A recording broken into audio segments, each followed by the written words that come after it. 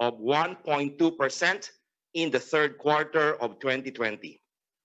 On the other hand, industry and services both recorded contractions of negative 17.2% and negative 10.6% respectively in the same period. On a seasonally adjusted basis, agriculture, industry, and services all posted positive quarter-on-quarter growth rates of 1%, 7.6%, and 9.5% respectively. With the country's projected population reaching 108.8 million in the third quarter of 2020, per capita GDP growth rate declined by 12.7% from a 4.8% growth in the same quarter of the previous year. Meanwhile, growth rates of per capita GNI and per capita household final consumption expenditure also posted contraction of negative 14.2% and negative 10.5% respectively. Among the three major economic industries, services and industry pulled down the growth of the economy by negative 6.7 percentage points and negative 4.9 percentage points respectively. On the other hand, agriculture contributed positively to the GDP growth in the third quarter of 2020 with 0.1 percentage point. Other services, which consist of institutions providing personal care services and entertainment, arts and recreation services such as salons, casino, and museum, contracted the most in the third quarter of 2020 with a decline of negative 53.4%. This is followed by accommodation and food service activities, which includes hotels, Airbnbs, restaurants, and other food providers with a decline of negative 52.7%. Construction with a decline of negative 39.8%, and transportation and storage with a decline of negative 28.1%. On the other hand, financial and insurance activities, which consist of banking and non-banking institutions providing financial services, posted the highest growth rate in the third quarter of 2020 with 6.2%. This was followed by public administration and defense with 4.5%, agriculture, forestry, and fishing with 1.2%, and information and communication with 0.8%. Major contributors to the decline were construction with 3.3 negative percentage points, real estate and ownership of dwellings with negative 1.6 percentage points, and manufacturing with negative 1.59 percentage points. On the other hand, positive contributors to the GDP growth in the third quarter of 2020 were financial and insurance activities with 0.5 percentage point, public administration and defense, compulsory social security with 0.2 percentage point, and agriculture, forestry, and fishing with 0.1 percentage point.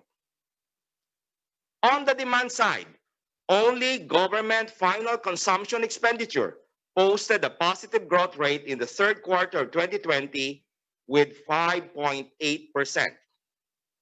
Meanwhile, valuables posted the largest contraction in the third quarter of 2020 with a decline of 53.2%. This was followed by construction with a contraction of minus 43.5%, durable equipment with a contraction of negative 34.4%, and export of services with a decline of negative 32.8%.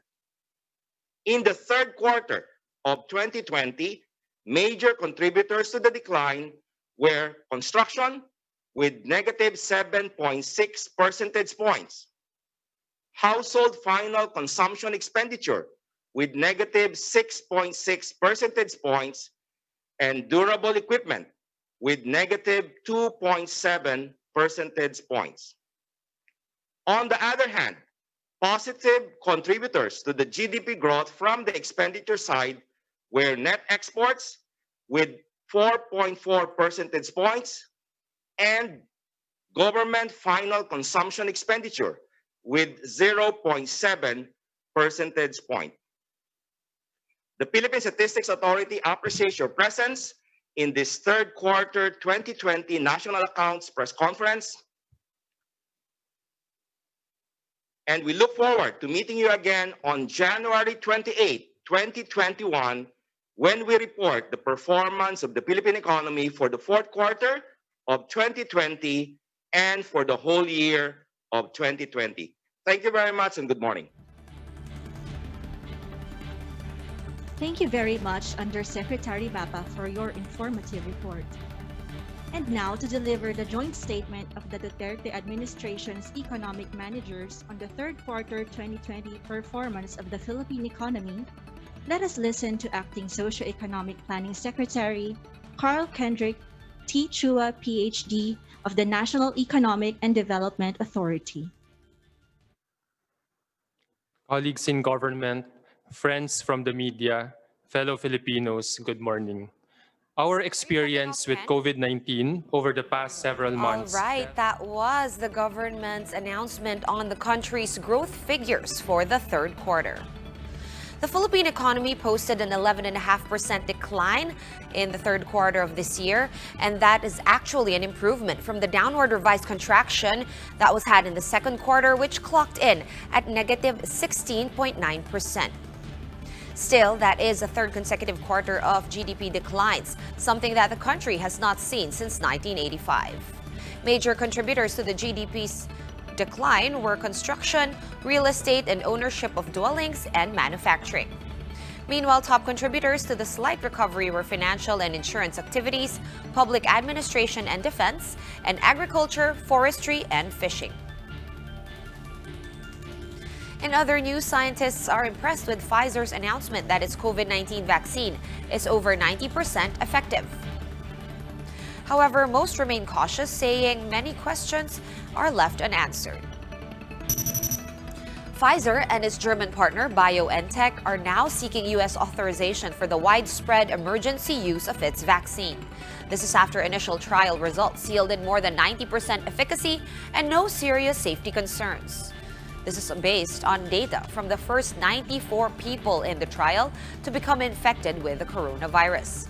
The efficacy rate means that the overwhelming majority of infections occurred among people who received the placebo rather than Pfizer's vaccine.